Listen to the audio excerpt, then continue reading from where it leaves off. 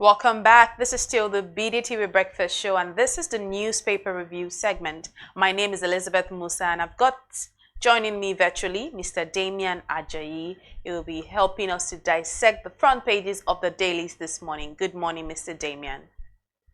Good morning, Motukwe. How are you? Good morning. It's how you had to call my unofficial name, but thank you so much for joining us this morning. How are you today? Good, I'm good. All right, great. Let's start with looking at what we have on the front pages this morning. Let's start with the Punch newspaper. The Punch newspaper has a very interesting spread this morning. Let's see what they have for us. Now, the big story on the Punch newspaper this morning says, knocks as IBB regrets annulling MKO Abiola's victory in 1993. That's the big story on the Punch newspaper. Of course, also on the top left-hand side of the Punch newspaper, it says ex-police chiefs fault federal government 55 billion naira security contract for Turkish firm. Also, presidential panels gulped 21 billion naira in 7 years. On page 19 of the Punch, still on the front page, 13.7 trillion naira federation account revenue withheld by NMPCL, and this is according to a FAAC report. Now, on the bottom left and the bottom side of the Punch newspaper, it says economists warn CBN as MPC retains 27.5% interest rate. Again, going further on page 19, it says Naira rises to 1,494.3 per dollar at official markets, and this is on page 19. Again, on page 3, tension as Natasha tackles Senate president over seat relocation. Now, we saw that yesterday. Very, very tense and intense situation. On page 4, kidnapper Evans is now prison teacher, willing to forfeit 14 trucks. Again, AGF warns Adeleke against, is it Adeleke or Adeleke against LG poll. IG dismisses governor's allegation. But let's start with what we have on the biggest story there. NOC as IBB regrets annulling MK Abiola's victory in 1993, while Afenifere others say Bambangida's comment belated. I'm sure you had followed up on the event yesterday. What do you have to say concerning that that big story, Mr. Damian? First of all, I must congratulate the former president for the launch of his presidential library. It's a welcome development, and I believe that it will give us the opportunity to reappraise our history and have access to research and documents to help make informed analysis of what really transpired. But 32 years after, June 12th, I think it's belated. It's really belated because if we look at what happened, we will see that a lot of things were not done properly. And I said so without prejudice to the former president because he did a lot of good things. I mean, he established the NDIC, the Federal Safety Corps, the NEPC, the NDLEA, the National Directorate of Employment, and a lot of remarkable enterprises like that. But then beyond that is the reappraisal when we look at our history, what truly transpired. Because if you look at June 12th too, would you really, yes, IBB should be blamed, but what about other people who were actors? There was a court order preventing NEC, the Electoral Commission at that time, from going ahead with the election. I think it was by late Justice Ikpeme. The same lawyers went to court and got a restraining order to prevent IBB at that time from releasing results. So you see, have we grown? Have we developed? Are we still where we are? But so I think that him saying it now, though he's belated, but it helps solidify, our democratic values, and it is a message out there to the politicians that are present that history history will remember us for good or for bad. History will remember us. But it's a good thing for democracy, even though it's belated after 32. But if it's a good, how, when you say it's a good thing for democracy, even though it's belated, what exactly do you mean? Yes, what I mean is owning up, owning up with such declarations, it solidifies a lot of people's position that 2012 election shouldn't have been annulled. And from what he said, with the benefit of hindsight, he would have done things differently.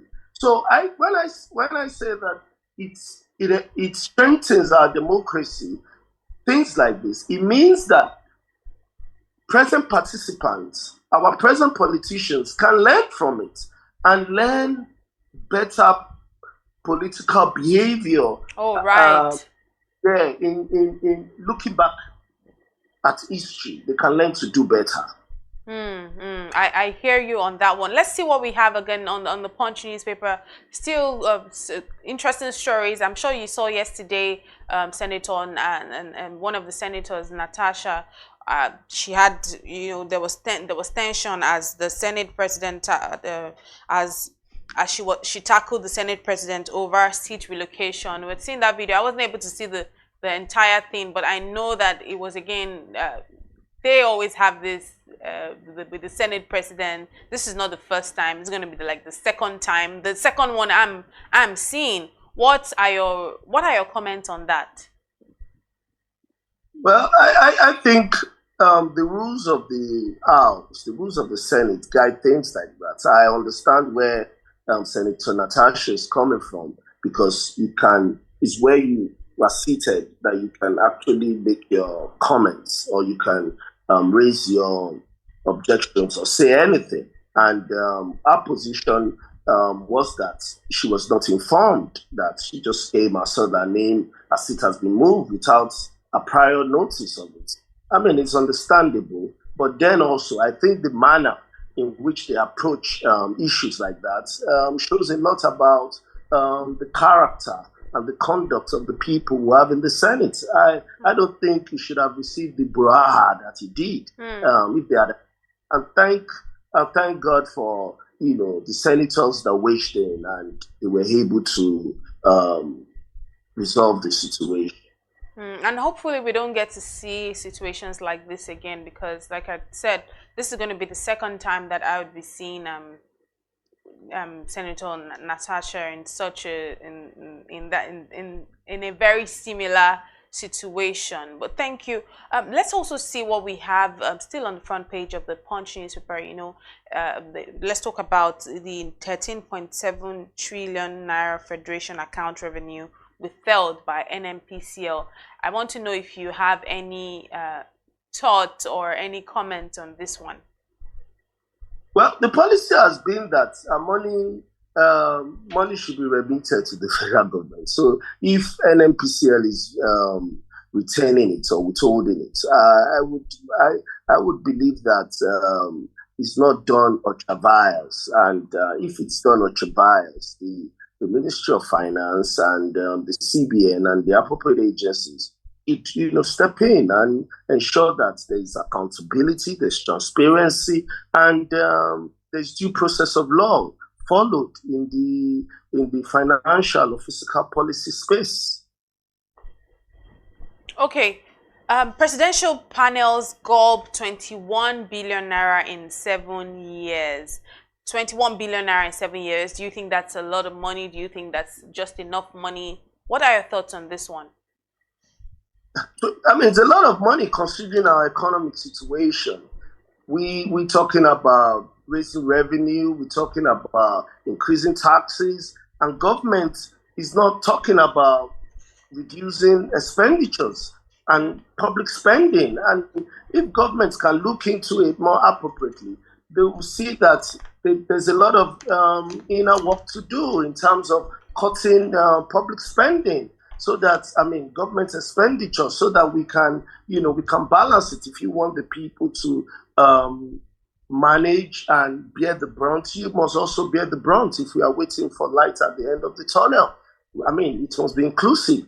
Like 21 billion, I mean, over 20 billion for panels and committees. I mean, it's a lot of money considering what Nigerians are going through presently. I don't think this is what they would like to hear. Absolutely. Let's talk, let's bring it to a little bit of let's come to the economic side of things now. Naira has strengthened, to 1,494.3 per dollar, the official market, and this for me is a little bit of a good news. I mean, since the start of the year, there's been this rallying of the Naira. We're talking about the Naira, continuously strengthening. But what are your thoughts? Do you see the Naira really rising even more as the day goes by? Yeah, even at 1,500, it's still high considering where this administration took it from. So, I mean, when people say, I mean, it was about 1,007 for a long time, 1,006 for a long time, for a period of about 4 or 5 months. Um, Dropping down 100 points to about 1.5, I think it's still high. Manufacturers and business owners are still complaining. I don't think we should celebrate that now about stability if it's 1.5 for a long period of time. Because what people are complaining about is that it's not stable. So if you want your forex to be stable for a period of time so that people can plan, people can make, policies, they can plan around, their finances and project financing. And it's essential for trade too. So I think at 1.5, considering where this administration took it from, which was below 800, it's pretty high, and I hope that it will continue to go down to a relatively, commensurate and policy-related ties. I think for me, your comment for me is mirroring the comment of one of our guests that joined us on Monday. He also mentioned the same thing, that there's nothing to celebrate at this time. But I think that let's just hope that as the day goes by, it gets better, because just like you had rightly said, perhaps there's nothing to celebrate at this time. So I'm just going to take your words for that. Let's see what we have on the Vanguard newspaper this morning. The Vanguard newspaper this morning says, June 12th, I feared Abiola's assassination could lead to civil war. And this is according to IBB. The writer goes on to say, says Abiola one poll, I take responsibility for annulment. We've already spoken on that. Forces led by Abacha annulled poll without my authorization. I failed to secure military colleagues' commitment to hand over. Hope's mystery behind Dele Giwa's death will be uncovered. This is still, comment from IBB himself. And rakes in billions of naira for presidential library. Again, without Babangida, I wouldn't be in politics. This was a comment from our President Bola Tinubu. IBB's comment not new. This is according to Falai. This book launch in Abuja seemed to be like the talk of the moment. Since yesterday, everyone has been speaking about it. But let's see what we have also on the top side of the Vanguard. It says CBN defends hike in ATM withdrawal charges. U.S. ambassador says no evidence USAID funds Boko Haram. There's no evidence that USAID funds Boko Haram, because there have been allegations, there have been alleged reports saying that USAID happens to be funding Boko Haram, and as well as some other things. Now, court rejects Trump's request to reinstate birthright citizenship ban. This is on page 9 of the Vanguard newspaper. Senate to federal government name national monument after Ayo Adebanjo. This is on page 4 of the Vanguard newspaper. Oshun LG crisis may lead to violence if, then it goes on page 4. But let's quickly just talk on what the U.S. ambassador has to say, that there's no evidence that the USAID funds Boko Haram activities. Do you have what do you know about this situation? Anything? Well, the position of the congressman that USAID funds were used to fund Boko Haram is quite alarming. And I think that with the situation we are facing now, it's not something anybody keep under the carpet. I know that the statement that there's no proof that USAID funds were used for Boko Haram is credited to the ambassador to Nigeria, US ambassador to Nigeria. But beyond that, I think I will align myself with Senator Ndume that says that, I mean, that is of the opinion that the federal government should investigate and look into the matter and ensure that things are done properly. And I think that it goes back to processes, transparency, accountability, and policy direction. So I think that in line with what Senator Ndume has said, it's good that we look at it and see, what the issues are and what the facts are. And I think that there's no smoke without fire. If at the end of the day, we are able to look inward and see what the issues are, then we'll be able to, build better structures, build better, policies and processes that would give room for more transparency and accountability. Let's see what we have on page 9 on the Vanguard newspaper. It says, court rejects Trump's request to reinstate birthright citizenship ban. Firstly, what are your thoughts on birthright citizenship ban? Good idea, bad idea? What are your thoughts? Yeah, well, it's subject to America's interpretation of their constitution. And of course, like every constitution in the world is subject to a lot of consideration. Right? I mean, you read the constitution as a whole, basically. So, but then, like Trump has said, that, whether they are right or wrong, I remember when he was signing the executive order, he said whether they are right or wrong, the courts will determine that. He feels he has a point. He feels he has grounds upon which, the citizenship, the birthright citizenship should be further regulated.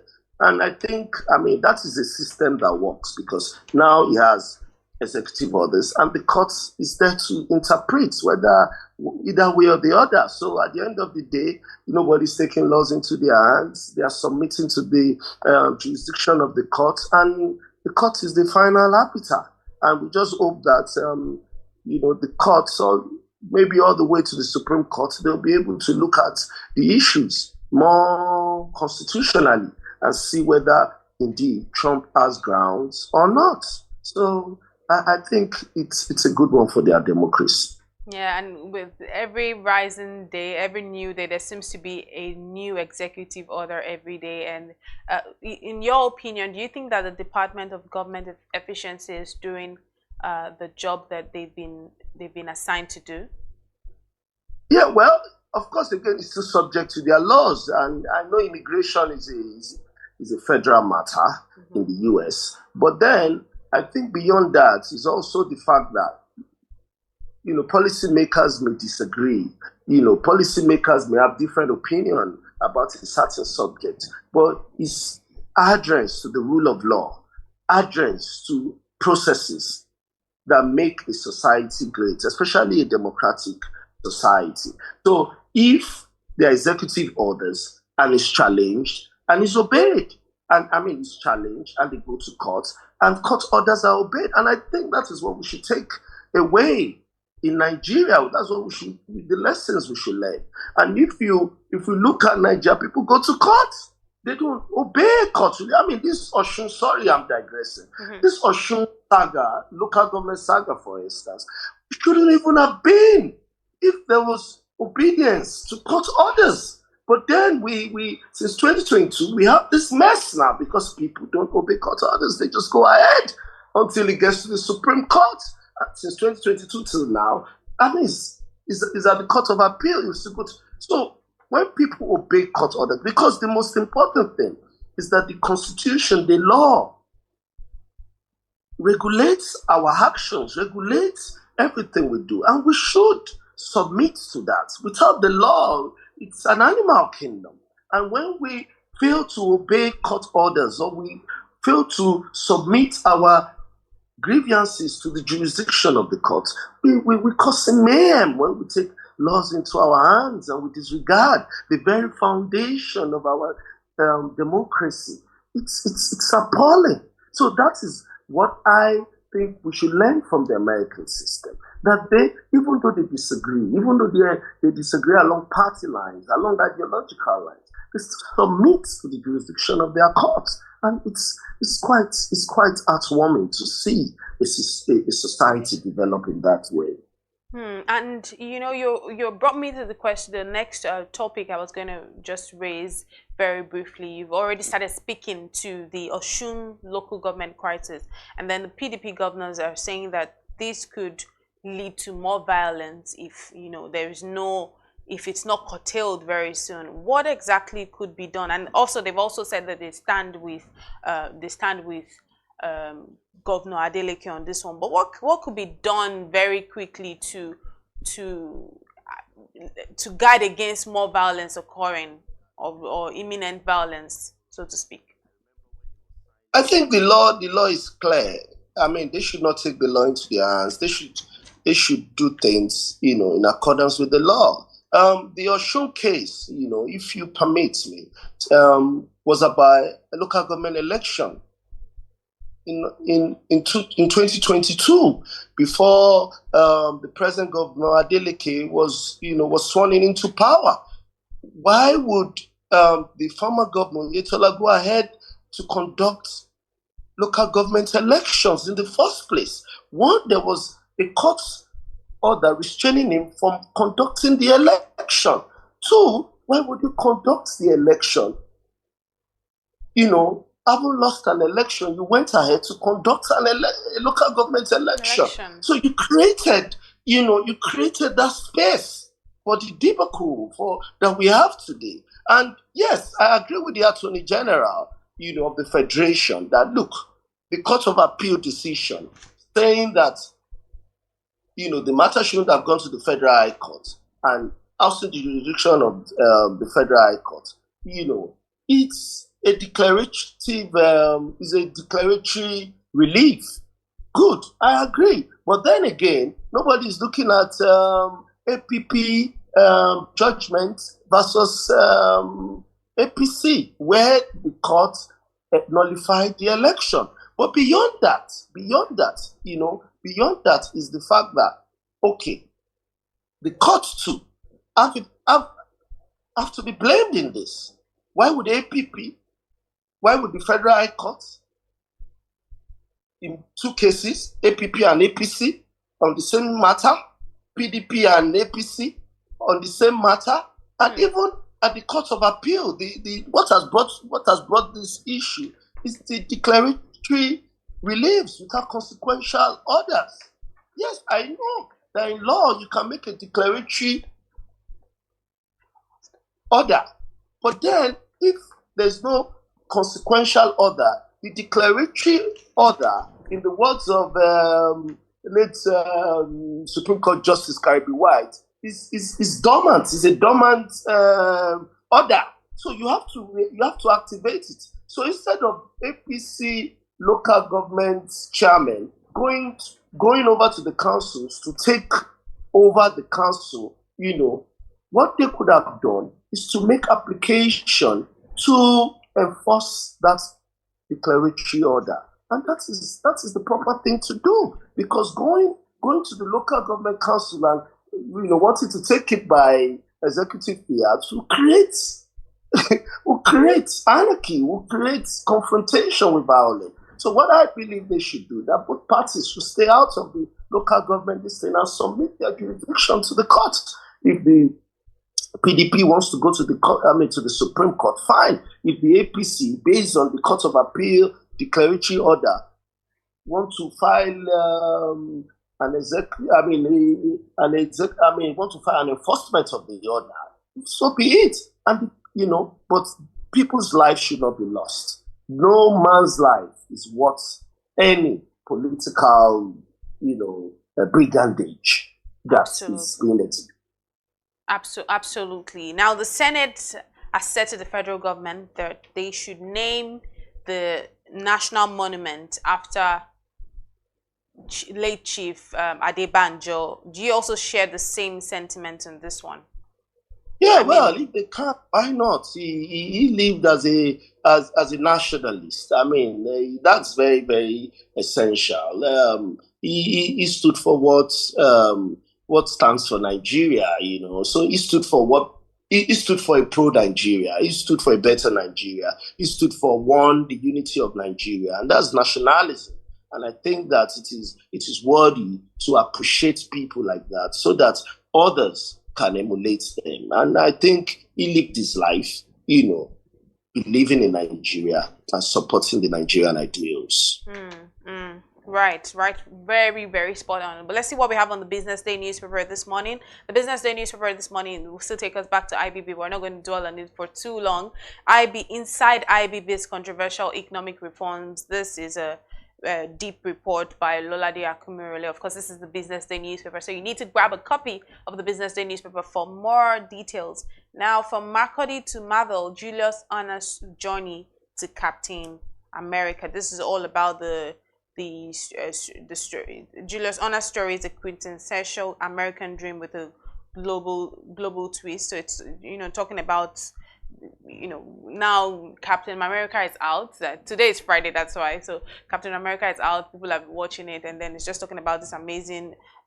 Some of the people that are doing amazing things in Hollywood, Nigerians doing amazing things in Hollywood. That's on the front page of the Business Day newspaper. But very quickly, let's also on page 6 of the Business Day newspaper it says violence against women seen costing 3% of gross domestic production. I want you to quickly comment on that one, because do you see every time in Nigeria we tend to talk about the fact that Nigeria seems to be a very patriarchal society. Like every you seem to, maybe not just Nigeria, maybe generally in the world, but I think that for Nigeria we're talking about Nigeria precisely now. What are your thoughts on this percentage? It says violence against women seen costing 3%. Yeah, well, 3%. domestic violence against women is frowned at, anywhere in the world, especially in Nigeria. It's frowned at. We have laws. We have the criminal code law of Lagos State. We have the criminal code. We have a lot of laws against violence against women. And I think that it is important. It's not just the law. It's important that government, creates processes and policies that will ensure that, people who have been abused, people who have been abused by their partners or anybody, find relief in the law. And it's about, executive process. It's about, providing a framework whereby people who are abused or, violated against can get, reliefs. But then beyond that, of course, in every society where you have a substantial amount of, women going through this, it will affect their productivity, at work. And it's just there. It's just normal because, of course, domestic violence at home cannot create a mentally, emotionally, spiritually, physically balanced human being, upon which productivity is hinged. So I think that, it's better. It's better we look at it. It's better we create processes and enforcement that make it, hard or make it difficult, for people to get away with, this domestic violence against women.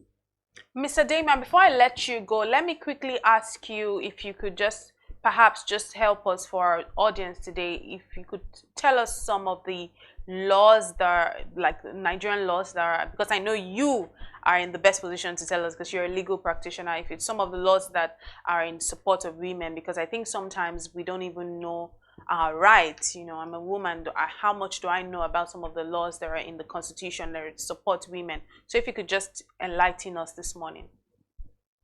Well, like I said, I mean, depending on where you live, but Lagos State has its own criminal code law. I mean, criminal law of Lagos State.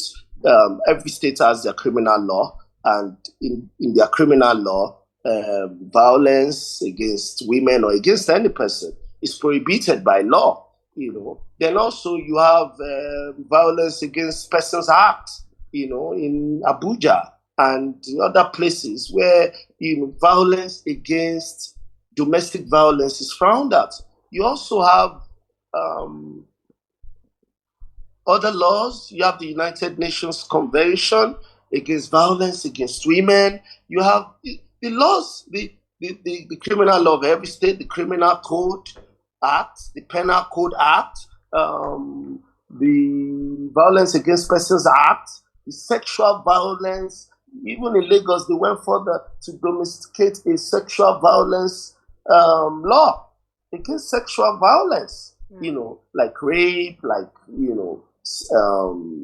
sleeping with somebody under 18, like assaults, like so. The laws basically are there, and you see, for me, it's not the paucity of laws that make these things. It's the enforcement. Yeah, it's the enforcement. It's the. I mean, Lagos is trying because, of course, in Lagos you have the sexual offences section of the Ministry of Justice, where you don't have to pay when you go there. If you have a case, they take it up. They call your partner, they call the person, and they take it up. I mean, that is one of those things you can do, because you must understand that there are people who don't have the money to go to court. There are also people who, because it's a cultural society, there are also people who are compelled or constrained by family and children not to voice out. So how do you assist them? So you must create a robust system whereby you try to protect the family, but also you try to mitigate against these things. And it's not just about having. I believe in Lagos, they don't even have enough, because you should have this in every local government, and you should that people can walk into. How many people can go to Malausa or Ojuelegba, where they have offices? I think the offices they have in Lagos is about 5, and it's not enough. And other states can do same. You should have it in every local government. You should have it. They should have access to you online. You should create a platform where people can access. They should even have a WhatsApp that you can. So these are things that even the Constitution. If you look at the right to dignity, it comes under domestic violence. Why would you assault your wife? Why would you treat her in an indignified way? So it goes a lot to our system and how we are able to enforce our laws and to create processes that would enable access to justice. And I think that is important, because if you look at America, if you look at the UK, for instance, you have the bureau. You when you have an issue, you just have to go to your council. I mean, your local council, and they give you a form and you fill it.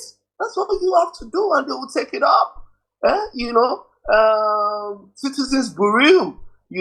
It's there. UK is less than 70, 80 million people, and you have over 370, if not 400 citizens bureau all over the place, where people can go and complain, and they will take it up. You are sure they will take it up. You are very much assured they will take it up, and they will ensure that the right thing is done. So, I mean, you want to cater for people who cannot afford, the high cost of litigation and court appearance. So it's a system, because the government is there to take care of everybody. I mean, to create a balance, to regulate it, such that we live in a civil society. And it's sad that that percentage is contributing to our GDP decline. It's really sad, because we've come a long way from the Industrial Revolution to denial of women's rights. Women have come a long way in their fight for emancipation. From the 1960s, when they were not allowed to vote in America, from industrialization, from the from the Women's Property Act when they were not allowed to own property. I think we have evolved over that, and the civilization is Western civilization as we have it is growing. But then I think that in Nigeria it's more about enforcement. It's more about policy direction. I mean, you'll be shocked that even the whole of Lagos, you only have one or two human rights office. one office for human rights. How many people in a state of over 20 million? It's appalling. Hello? Yes, we can hear you. Yeah, you don't do that. If you are really concerned about human rights, domestic violence, you must give access to justice. You must give access to justice, and justice must not just be done, but must be seen to be done. People must not get away with it. Whosoever, whether because there are also violence against men too by women, though of course it's lower than men, against women. But then we must ensure that we do not have that in our society, or is reduced to the barest minimum. And anybody that is found culpable must face the law, must face the penalty, must be dealt with accordance with the law. And it goes to enforcement, it goes to our police system, it goes to administration, it goes to those things beyond the law. The law is the law, except it is enforced. It's just the law. But who will enforce it? If the people who are to enforce it are not, are not trained, are not regulated, are not, competent to do that, then at the end of the day, we'll always, bear the brunt in the larger society. The children will bear the brunt, the family will bear the brunt, and the society will bear the brunt eventually. And that is bad for everybody. And thank you very much, Mr. Damian, for shedding more light on this very sensitive situation. Maybe I would say that on maybe a little bit of, to just hold on to a little bit of a glimmer of hope. I'm just thankful that it's not more than 3%. So hopefully the percentage goes down as time goes by. But let's see what we have on the cartoon of the day this morning. The cartoon of the day is always a very interesting way for us to end the newspaper review here on the BDTV Breakfast Show. And there you have it. We have that's I'm not sure I know who that person is, but he has the key. It looks like a key, or is this a chainsaw? And it has CPI. That's literally the consumer production index, and then it says, and then it also has consumer price index, rather, pardon me, and then and then on his hat it says MBS. Then you see him saying, "Hey, come back and perch on the tree." Now, "Hey, come back and perch on the tree" is talking to, we can see birds in the form of beans, banana, rice, and the likes flying away. The inflation has been cut off. The tree. So there's a tree. Yes, there's an inflation tree that's been cut, and then you can see this person calling on the beans, the rice that they were on the inflation tree, and saying that, "Hey, come back and perch on the tree." But I want to hear what's your understanding of this cartoon? Well, he's just saying there's no correlation between the CPI and the decline in inflation, MPI, and all those things. Because the prices of goods and services, though some say that it's decreasing a little bit, but it's still high. So I think that it is essential that, because what the common man on the street wants, it's affordable food and services and all other things that are basic to his existence and survival. So whether the MPI rates, I think, was still at 27%, which is still high, because if the MPI rate is still at 27%, it means that interest rates in the banks will probably be about 30-something%. 35, 30, which is really high, for a developing country. It's very high, where you have other countries with a single digit interest rate. You don't want to, and you say it's a global economy, you can't compete with people like that, because they are coming with huge capital, less interest rates and whatnot. But I think government should do as much as they can. They should do even more than they can in respect to consumer price index and ensure that food prices and services go down because it's consuming a larger chunk of people's income. I mean, if you have food, basic food and service consuming over 30% of their income, that's huge. Everywhere in the world, in developed society, food is cheap. Basic food is cheap, except you want to Marriott, go to the Hiltons and, the Ritz Hotel. But food prices in the open market is cheap because it's basic. It's a basic necessity to human existence. And you want that, whichever way you do that, just do it. That's what the people want. They are not, they deserve it. They deserve that minimum survival level, because it's crucial to productivity. A lot of people have written about it. It's crucial to productivity, human development is crucial. Thank you very much, Mr. Damian. Thank you very much for joining us this morning. Always a delight listening to you and hearing your deep insight and on our front page review this morning. Thank you for joining us. I hope you enjoy the rest of your day. And you too. Thank you. Coming up next is the Big Story segment here on the BDTV Breakfast Show. Do stay with us.